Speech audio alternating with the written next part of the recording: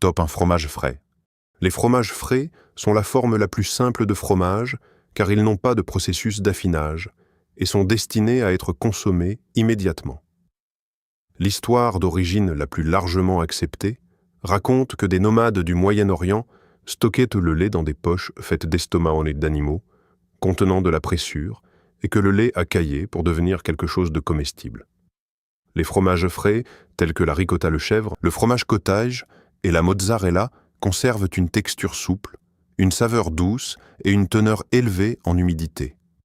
Leur saveur délicate les rend courants dans les salades, les pâtisseries, les tartinades ou les plats simples, où leur goût laiteux et pur ressort.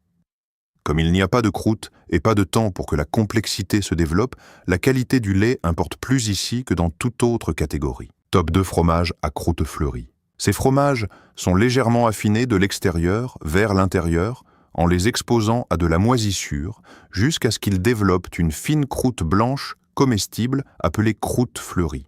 Cette croûte est en réalité une couche vivante de moisissure qui transforme l'intérieur du fromage en une pâte onctueuse et beurrée, avec une riche saveur crémeuse et de champignons. Le brie et le camembert en sont les exemples les plus célèbres, tous deux originaires du nord de la France. La fromagère normande, Marie Harel, est créditée de la création du camembert en 1791, apparemment sur les conseils d'un prêtre fuyant la Révolution française. Les gens mangent souvent ces fromages trop jeunes, lorsque le cœur est encore ferme et crayeux, et passent à côté de ce que le fromage est réellement censé goûter. Top 3 fromages à pâte semi-molle. Les fromages à pâte semi-molle et le sous-groupe des fromages d'abbaye se situent dans une vaste zone intermédiaire avec assez d'humidité pour rester souple et onctueux, mais assez de structure pour être tranché. Le Havarti, la Fontina le Münster et le jeune Gouda entrent tous dans cette catégorie. Beaucoup de ces fromages ont été mis au point dans des monastères à travers l'Europe médiévale, où les moines disposaient à la fois du temps et des ressources agricoles pour expérimenter la fabrication du fromage. La Fontina de la vallée d'Aoste, dans le nord de l'Italie, est fabriquée depuis au moins le XIIIe siècle et est devenue la base de la fondue italienne classique appelée fonduta. Ils sont très courants sur les plateaux de fromage et dans les sandwichs au fromage fondu. Top 4 fromages à pâte semi-ferme. Ces fromages sont généralement affinés entre 3 et 12 mois, ce qui donne une texture plus dense et plus ferme, facile à trancher ou à râper. Les saveurs commencent à s'approfondir ici, s'éloignant du simple lait pour aller vers des notes de noisettes de fruits ou une pointe d'acidité. Le cheddar, sans doute le fromage à pâte semi-ferme le plus connu, est défini par un processus mécanique spécifique appelé cheddaring. Une fois le caillé formé, et le caillé est découpé en blocs et empilé les uns sur les autres.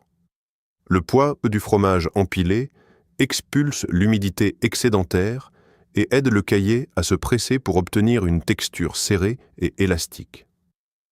Le comté, fabriqué dans le massif du Jura en France, est l'un des fromages les plus consommés du pays et nécessite du lait de vache montbéliarde ayant pâturé dans des pâturages de montagne, ce qui signifie que la saveur change littéralement au fil. Ces fromages sont assez forts pour se marier avec du vin ou de la bière.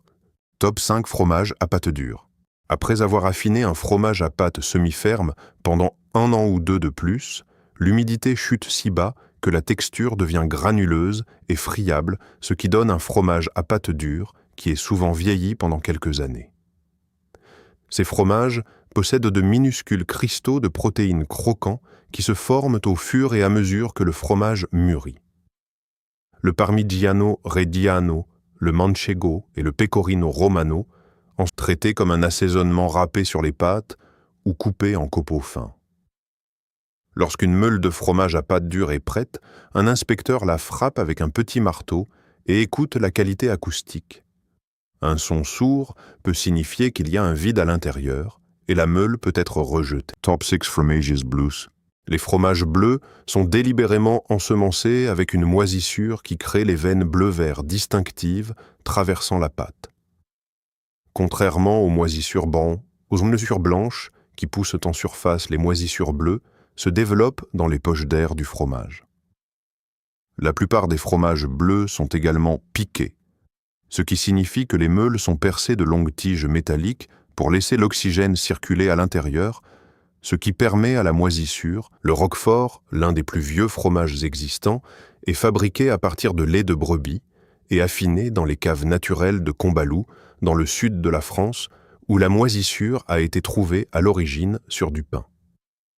Selon la légende, un jeune berger aurait laissé son déjeuner composé de pain et de fromage dans une grotte pour courir après une fille. Il est revenu des mois plus tard et a trouvé son fromage transformé. La gamme de saveurs des fromages bleus est immense. Le Gorgonzola dolce est crémeux et doux, tandis que le Stilton est plus terreux et friable, et le Roquefort peut être intensément piquant-salé et presque top 7 fromages à croûte lavée. Les fromages à croûte lavée sont périodiquement baignés dans des liquides tels que la saumure, la bière levain ou le cidre pendant l'affinage.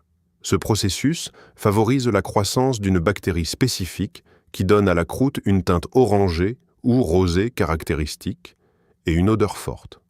Pourtant, l'intérieur de fromages comme le Taleggio les Poisses et le Limburger est souvent étonnamment doux sucré et très crémeux.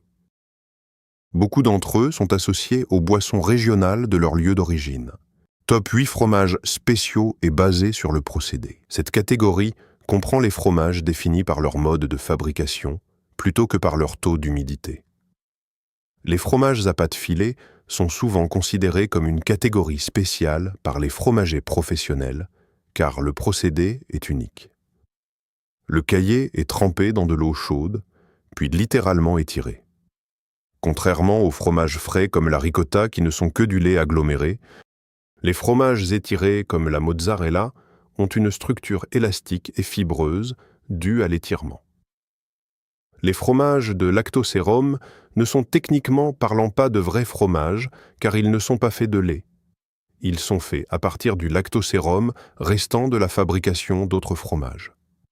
Et les fromages caramélisés, comme le Gjetost norvégien, sont fabriqués en faisant bouillir du lactosérum de la crème et du lait si longtemps que les sucres du lait caramélisent. Il finit par ressembler à un bloc de fudge et à un goût de caramel salé. Un seul fromage peut en fait passer d'une catégorie à l'autre au fur et à mesure qu'il repose dans une cave. Par exemple, un cheddar est semi-mou à 3 mois mais devient dur avec des cristaux croquants après 5 ans. Cela s'applique à certains fromages de luxe comme le Bria Savarin ou le Saint. Si ce voyage à travers le monde du fromage a changé votre regard sur votre prochain repas, n'hésitez pas à vous abonner et à liker la chaîne. Nous découvrons les histoires et les traditions culinaires qui ont été préservées pendant des siècles. Restez affamés de connaissances. Notre prochaine exploration gourmande vous sera servie bientôt.